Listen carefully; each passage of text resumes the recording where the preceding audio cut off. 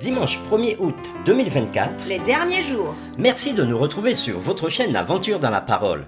C'est le début de la semaine et peut-être que vous profitez de ces heures pour faire le ménage, ou encore pour préparer vos enfants pour la rentrée de demain, ou encore vous profitez pour passer quelques heures de plus à la plage.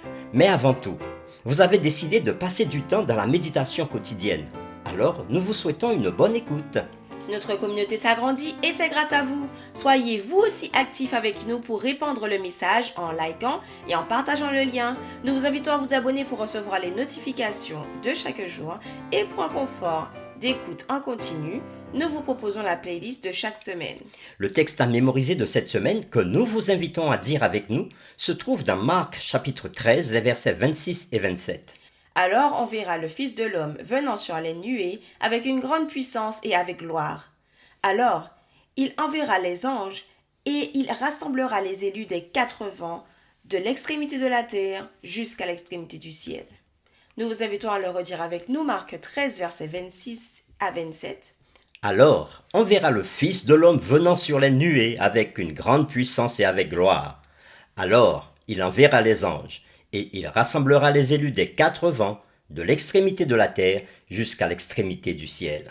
Qu'est-ce qui est plus important, le don ou la façon de donner? Comment peut-on analyser l'eschatologie dans Marc chapitre 13 ? Les réflexions de cette semaine nous aideront à répondre à ces questions. Et aujourd'hui, nous le ferons avec la séquence 2 petites pièces comme offrande. Nous vous invitons à lire Marc 12, versets 41 à 44 et nous répondrons à la question suivante. Combien la veuve avait-elle donné et que dit Jésus à ce sujet? Nous lisons Marc chapitre 12 versets 41 à 44. Jésus, s'étant assis vis-à-vis du tronc, regardait comment la foule y mettait de l'argent. Plusieurs riches mettaient beaucoup d'argent. Il vint aussi une pauvre veuve, elle y mit 2 petites pièces, faisant un quart de sou.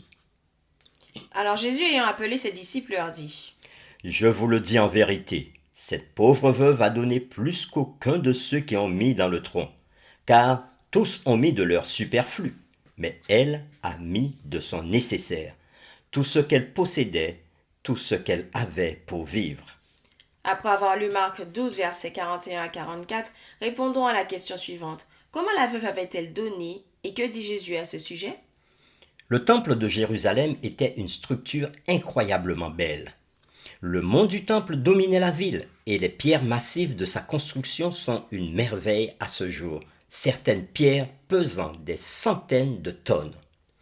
Le remodelage et l'expansion du temple et du mont du temple avaient commencé sous Hérode le Grand vers l'an 20 avant Jésus-Christ, mais la construction et l'embellissement de la structure s'étaient poursuivis dans les années 60 après Jésus-Christ. Beaucoup de gens venaient déposer de grandes offrandes dans 13 coffres situés dans la cour des femmes près du temple. C'est là qu'était assis Jésus quand il vit une veuve s'approcher et déposer 2 leptas. Cela équivaudrait à 1/32 d'un denier, le salaire journalier moyen. Par conséquent, l'offrande de la femme était assez petite. Jésus, cependant, fut impressionné par l'offrande. Beaucoup de personnes riches avaient déposé de grosses sommes. Pourtant, il n'avait pas commenté leurs dons. Mais l'offrande de cette veuve avait suscité sa louange. Il affirma qu'elle avait donné plus que tout le monde. Comment est-ce possible? Jésus nota que les autres avaient donné par abondance, mais elle par sa pauvreté. Il leur restait beaucoup de choses, mais elle avait donné tout ce qu'elle avait pour vivre. Ce fait rendit son offrande extraordinaire, même si sa valeur monétaire était minime. Cette histoire contient une leçon profonde sur la gestion des ressources. Donner à la cause de Dieu ne dépend pas des actions des dirigeants pour être comptés comme bienfaits devant Dieu.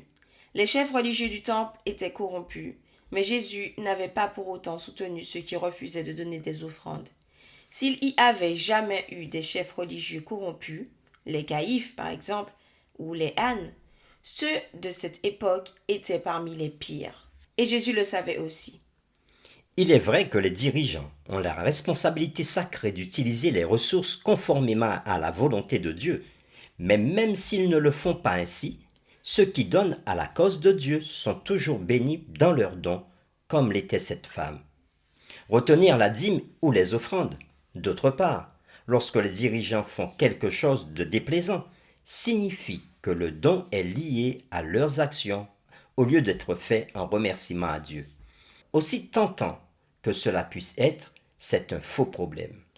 Pour terminer, réfléchissons à cette question. Que devrait nous apprendre cette histoire sur l'importance d'être fidèle dans ce que nous donnons à l'œuvre du Seigneur?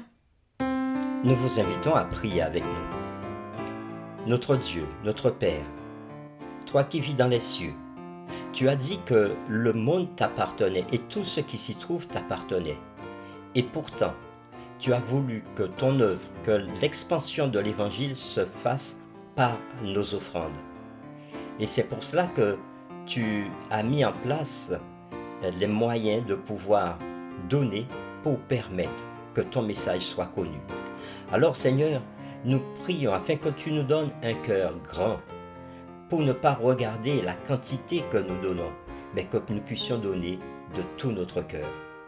Aide-nous à faire comme cette femme et non pas comme à ceux qui donnaient de leur superflu.